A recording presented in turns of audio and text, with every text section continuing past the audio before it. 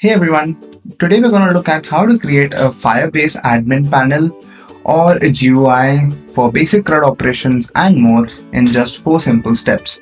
So yeah, let's dive right into it.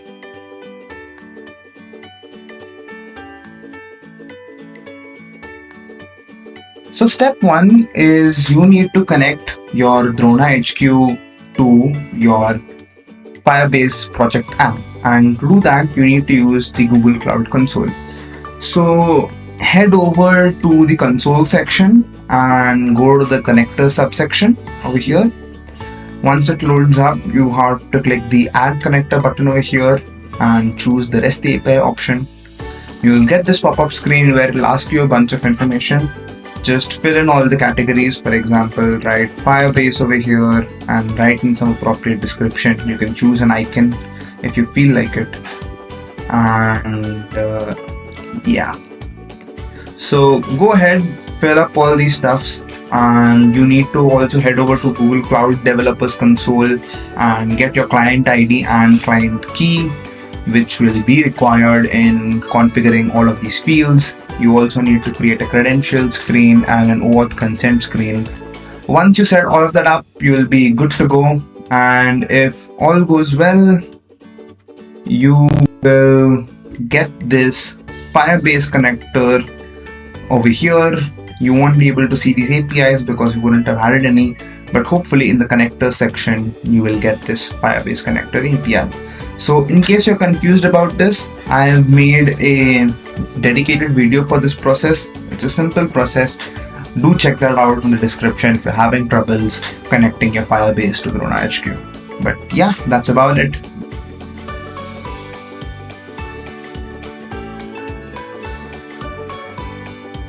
So step 2 is actually building the APIs you want to access your data from Firebase. So let me head over to my Firebase console. I have a bunch of databases here, but today I'm thinking I'm going to play around with 2 databases. One is my employee database over here, and the next is my monthly exits over here. So I'm thinking of creating some sort of dashboard, which I've already created here, by the way. So I want to display my employee list, and if I click on some employee, I want to get a detailed view of all this information. And if I want to make some changes into his information, I should just be able to edit the fields right over here and click on this button and should update the info. And I'm displaying 2 graphs just to show our capabilities that you can create a fully interactive dashboard to view all live information. So I'm creating 2 graphs. One is for exit type, one is for exit reasons. So whether there are involuntary exits or voluntary exits from our organization, and graphing that data, and for what reasons are people leaving. So this is a simple idea I have in mind which I want to create. So for that, I am going to play around with these 2 databases. One is my employee database. If you see, it has a list of about 100 records. We have about 100 employees in our sample company, and each employee has some details about him, which department, the email ID, employee ID, absenteeism, so on and so forth. That's our employee database consisting of 100 records. And our monthly exits consists of exits in each month.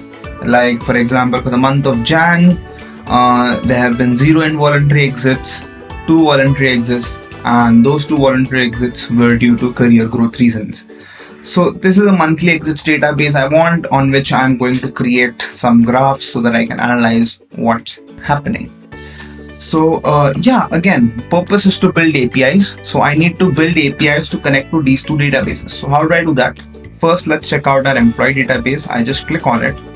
I get this URL on the top, which I need to use. So I just double click, copy it, and this is the URL I'm going to use to access my API information. So I head back to the console over here, and in front of the connector, I'm going to click my add API button, which will allow me to add a new API. So in the URL, I just need to paste this and add a .json in the end, because the information we're retrieving is in JSON format, and JSON format is what Drona HQ recognizes. So yep, put a reasonable service name. So let's say retrieve employee list.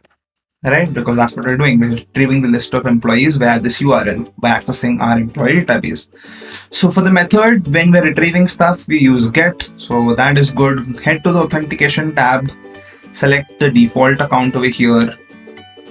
And now you just need to click on test and save. And if you do that, you can see the response is being retrieved with all the 100 records and everything works fine. Enter the scan bind response says yes over here.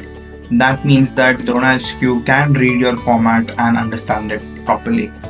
So yes, that's about it. Now you can quit this section, and over here, if you click down, you should be able to see the API you just added, and you're good to go. So similarly, you add APIs for all the information you want to access. I already added a bunch of stuff.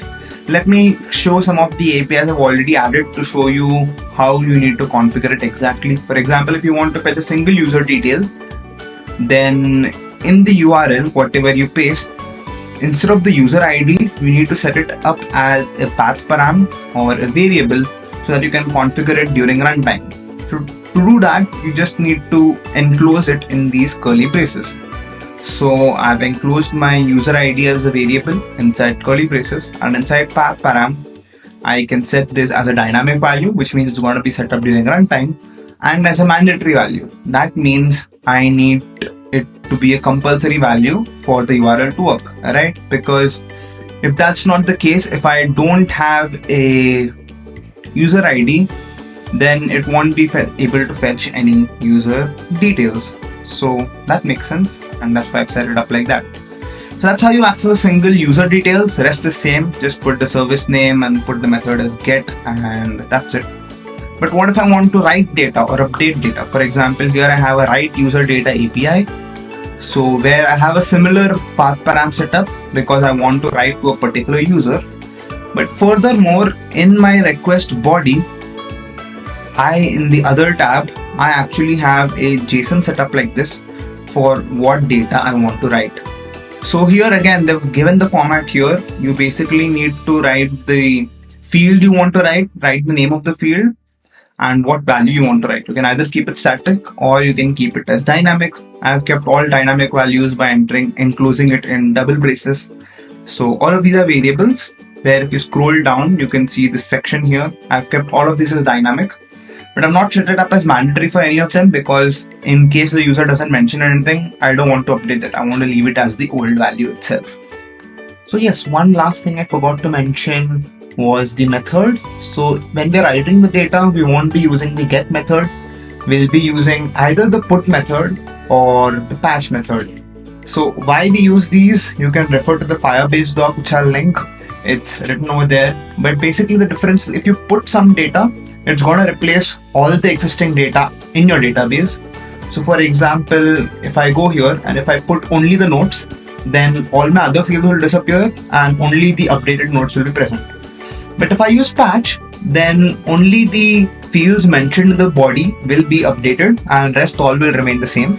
So hence I put a patch over here, and yes, I set up everything with the patch and it works fine, hopefully.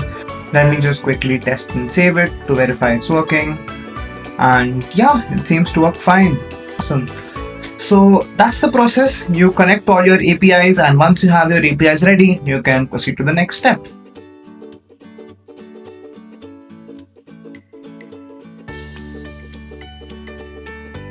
So the next step is actually building the UI you want to create, right? And if you notice, I've already have that on my screen here.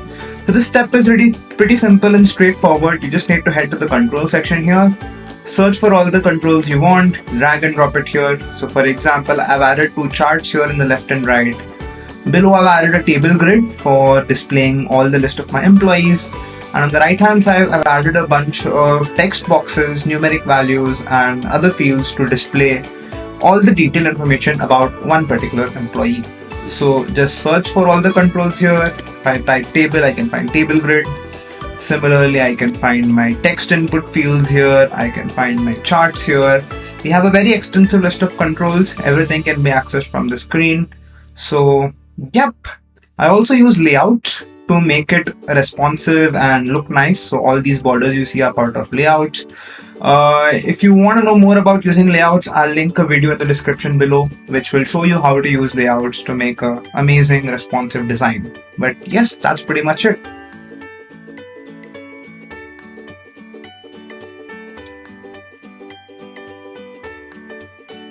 So we're ready for the final step of our app making process, which is connecting your API to your controls. So we've already built our Firebase connector by integrating it with Google Cloud Console.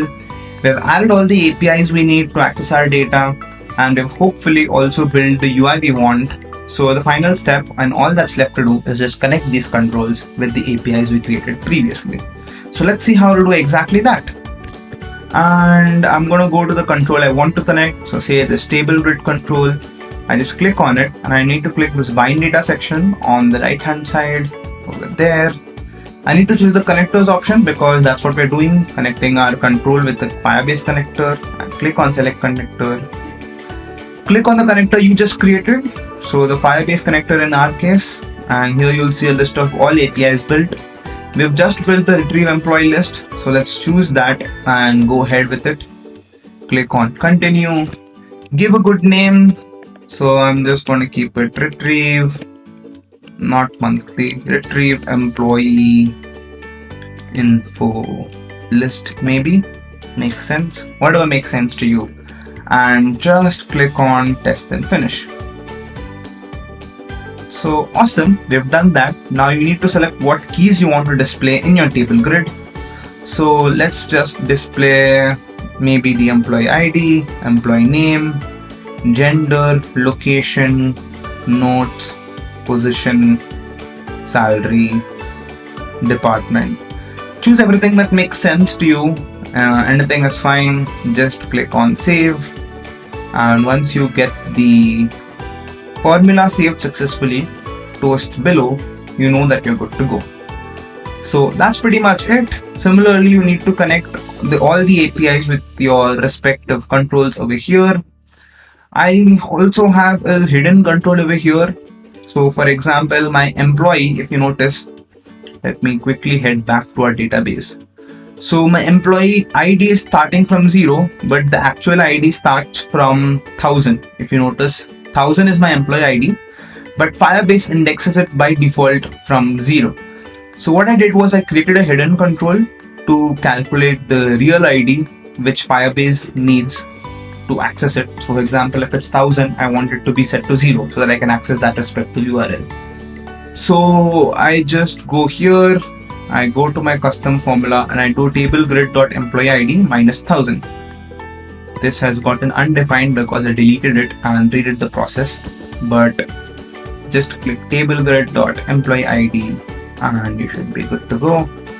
So now we have our real ID which we're using. I just need to use that in all of these API controls. For example, I just go to connector. You can see in the connector that this param user ID which we created previously has been exposed, and I just set that to our real ID so that it can access the correct URL and get the details. So for example, if I passed 1000 over here, this wouldn't have been valid because there doesn't exist a URL with 1000, it's just 0. But since I'm passing my real ID over here, everything works like a charm and it just retrieves the data correctly. So that's it. Configure similar APIs with all of your text fields. For your chart fields, you access the monthly database, monthly exits column. You just set it up with a connector like that. And in the properties, set it to whatever type of chart you want. Choose the x-axis column, choose the y-axis columns. You can set up Y columns individually. For example, I can set one of my Y columns involuntary exits to be a bar chart and maybe the other to be a line chart. And I can set up the controls of each thing. So this is a very powerful control which allows us a lot of customization options. So I like it. And yeah, set up the legends, control where you want to display the legends, top, bottom, left, right.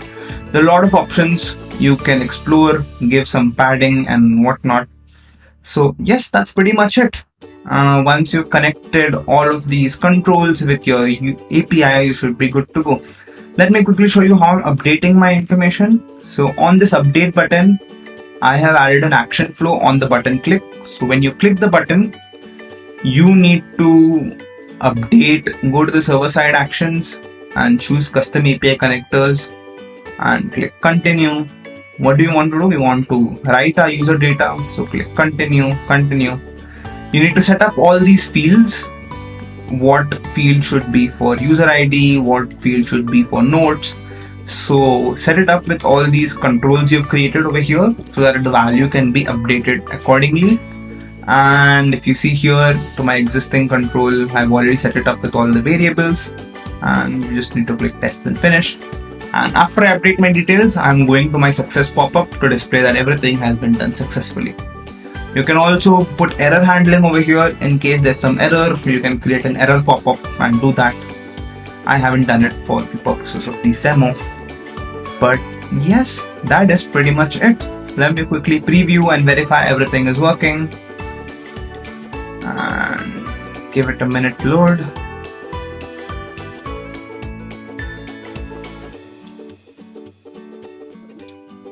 So I get these errors because I haven't selected any value in my table grid by default, but let me select an employee and now everything works fine.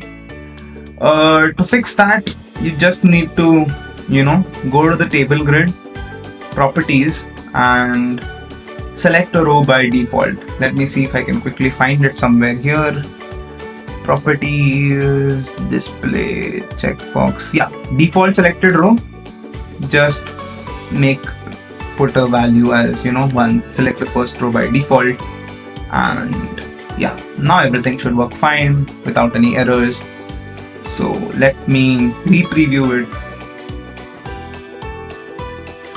And yes, no errors. The first row is selected by default and I can see all the details over here. So let me try updating it. Good job maybe. And let me try pressing the update info. You can see I'm getting the success pop-up over here, which means everything has worked fine hopefully. And it's refreshing the screen, and if you see in the note section, it's been updated with the note we just added. So my CRUD operations are working fine, my graph looks fine. Yeah, that's pretty much it. This is how you quickly create a dashboard with Firebase using Luna HQ. Pretty powerful stuff. So yeah, hope you guys liked the video and I'll catch you guys later. Ta-ta.